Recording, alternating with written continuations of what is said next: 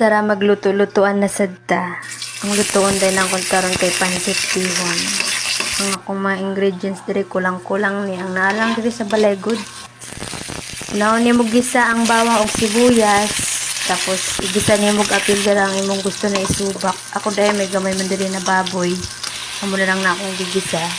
Tapos napukoy baka na nasa lata. Iapin na lang ko ng corn beef. Pangpadagdag ko na siya sa lasa.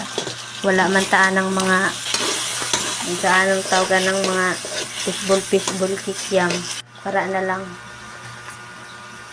Haluan na ni mo toyo, ibuhos na yung toyo. Tapos siyempre pakuluan ni mo gamay.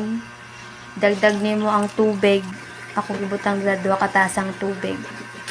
Ang gulay po na ko diri kulang po ni carrots lang og repolyo ang naa.